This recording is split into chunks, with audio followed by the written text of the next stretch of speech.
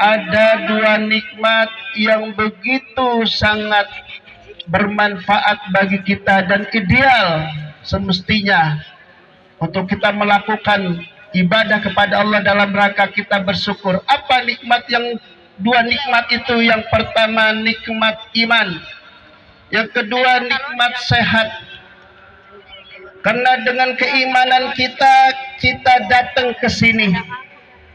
Dengan nikmat sehat kita datang ke sini. Ada yang datang ke masjid-masjid, ada yang datang ke musola-musola, ke surau-surau maupun ke lapangan-lapangan. Semua itu dalam rangka kita bersyukur kepada Allah Subhanahu wa taala. Selanjutnya sejatinya setiap kita semuanya tidak terkecuali disayang oleh Allah Subhanahu wa taala. Baik yang miskin maupun yang susah.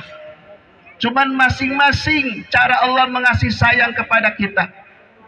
Maka dalam hal ini, pada momentum ini Allah ingin mencoba bagaimana keimanan kita selaku orang yang kaya misalnya. Bagaimana kita bersyukur kepada Allah dalam rangka kita menjalani perintah-perintahnya yang tersebut di dalam surat Al-Kautsar yang berbunyi inna a'tainakal kautsar. Sungguh kami telah beri kalian nikmat yang besar, karunia yang luar biasa berupa harta. Aku cuma menguji kalian dengan sedikit kalian berkurban kepadaku. Fasholli rabbika wanhar. Kalian jalankan sholat untukku dan berkorban untukku. Maka yang kaya pada saat ini tidak sempurna keimanannya jika dia mampu menyembelih seekor hewan kambing ataupun sapi, dia tidak laksanakan. Nabi tidak begitu senang sama umatnya yang pelit. Maka kata beliau, jika ada umatku pada hari ini dan 3 hari ke depan, dia mampu untuk melaksanakan potong hewan dalam rangka berkurban, kemudian tidak dia lakukan, jangan sekali-kali dekati tempat sholatku. Jangan sekali-kali didekatkan masjidku, dia masuki musolahku untuk mensolat. Aku tidak anggap. Inilah keindahan Islam di dalam hukum-hukumnya, syariat-syariatnya. Allah hanya menguji tentang kekayaan seorang hambanya, apakah dia mau berkorban walaupun cuma sedikit. Seekor kambing dari duit kita yang mungkin ratusan juta, dikurangi 3-4 juta, mampukah kita untuk mengeluarkan itu? Sayang atau tidak kita untuk mengeluarkan itu? Mungkin 50 juta, di bawah lagi 30 juta, dikurangin 2,5 juta atau 3 juta atau 4 juta. Ikhlaskah kita untuk mengeluarkan sedikit dari nilai harta kita yang diberikan oleh Allah Subhanahu wa taala sebagai bukti keimanan kita kepada beliau?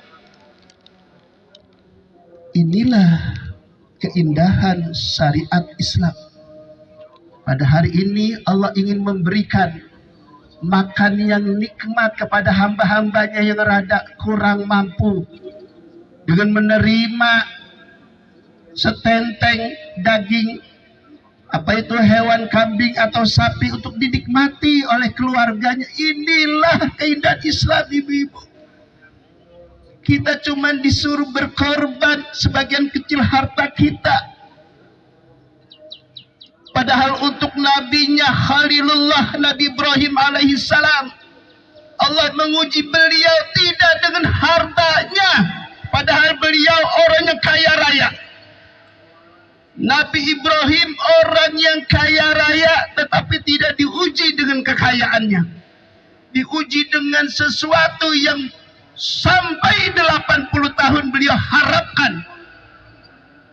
80 tahun umur beliau belum punya seorang putra pun. Senantiasa dia mengangkat tangannya bermunajat kepada Tuhan ya Allah Subhanahu wa taala, Rabbi habli minas salihin. Ya Allah, beri aku seorang putra yang saleh. 80 tahun beliau bermunajat kepada Tuhannya, belum dikasih. Hai Ibrahim, kamu tuh nggak bosan menyembah Tuhanmu? Lihat, kamu sudah tua, belum punya anak tuh, ya. Bahkan kamu setiap tahun memotong hewan untuk dibagikan kepada masyarakat banyak. Apa jawab Nabi Ibrahim? Jangankan hartaku, seandainya aku diberi anak oleh Allah, akan aku korbankan jika dia suruh korbankan. Malaikat mendengar, dia mengadu kepada Allah, itulah hambaku. Kamu tidak percaya, aku buktikan. Babasarnahu bigulamin halim. Beri kabar kepada hambaku Khalilullah Ibrahim alaihissalam, aku akan beri dia seorang anak halim, yang santun sifatnya. Maka dikisahkan ketika anak itu sedang indah-indahnya, sedang enak-enaknya dipandang mata, diperintahkan berkorban, dipotong, disuruh dipotong. Dikisahkan dalam Al-Quranul Karim yang mulia, falamma balagha ma'hu sa'ya qala ya bunayya inni ara fil manami anni azbahuka fanzur ma tara. Qala ya abatif al-ma tu'mar satajiduni insyaallah minas sabirin. Wahai anakku Ismail, sungguh aku bermimpi. Dalam mimpiku itu Tuhanku memerintahkan kepadaku untuk menyembelih kamu, wahai anakku. Panzur mazataro, bagaimana pendapatmu, wahai anakku? Bu, bapak sekalian, anak yang soleh, apa jawabannya? Qala ya abatif al-ma tu'mar. Wahai ayahku, jika Allah yang memerintahkan kamu, kekasihmu yang memerintahkan kamu untuk menyembelih aku, lakukan ya Allah. Satajiduni insyaallah minas sabirin. Insyaallah kamu akan mendapatkan aku dari golongan orang-orang yang sabar. Bandingkan dengan seekor kambing yang diperintahkan kepada yang orang-orang kaya dari kita. Mungkin juga sapi, mungkin juga kerbau, mungkin juga unta. Silakan bandingkan dengan anak yang 80 tahun yang begitu diimpi-impikan, diidam-idamkan oleh Nabi Ibrahim, disuruh potong, dilaksanakan.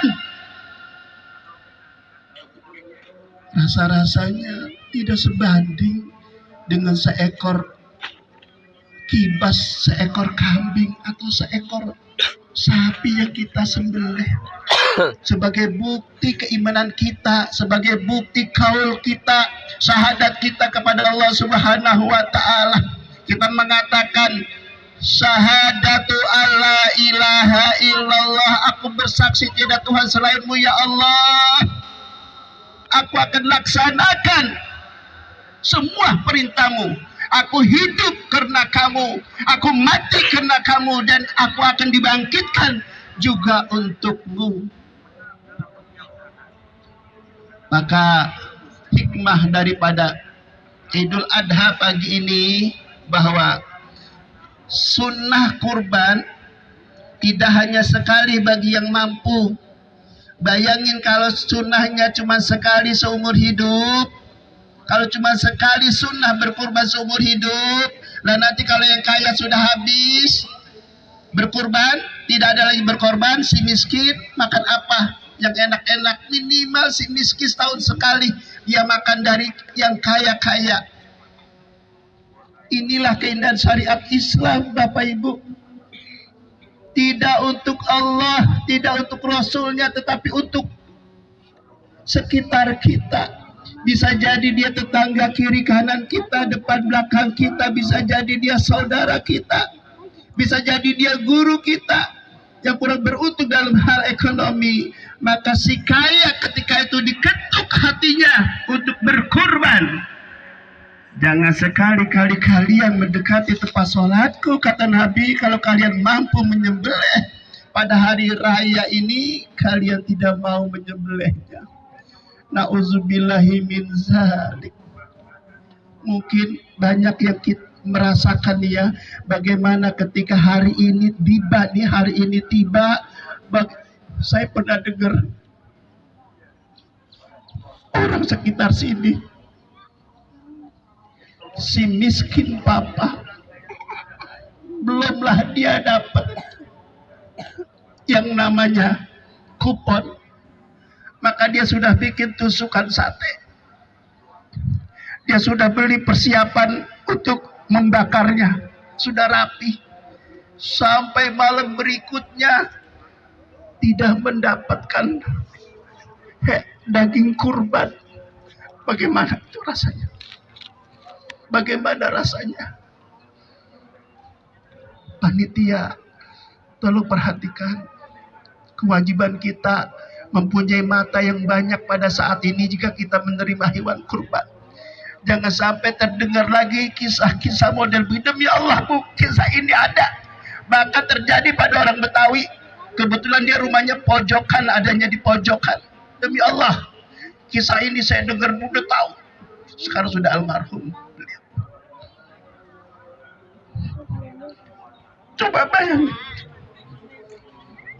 yang setahun sekali di bayangan dia bisa makan sate, bisa makan sop tulang barangkali. Dia tidak bisa rasakan pada saat ini. Pada saat itu, Masya Allah. Inilah kelemahan para. Kalau sekarang saya rasa tidak, karena hampir setiap musola, hampir setiap masjid, hampir setiap RT ada yang menyelenggarakan pemotongan hewan. Mudah-mudahan yang menjadi panitia di tempat-tempat masing-masing perhatikan. Jangan cuman karena yang kaya, yang dekat sama kita itu yang dapat, jangan sampai begitu. Lihat orang-orang yang ngontrak, kemungkinan orang itu belum dikenal di masjid anu, di tempat anu, maka kita yang dekat sama beliau, sama mereka-mereka itu kasih. Karena kewajiban kita adalah menyebarkan hewan kurban dagingnya. Itulah amal ibadah kita selaku panitia penyembelihan hewan kurban. Inilah hikmah daripada Idul Adha, mudah-mudahan dapat dimengerti. Sebelum saya akhiri, saya ucapkan selamat Hari Raya Idul Adha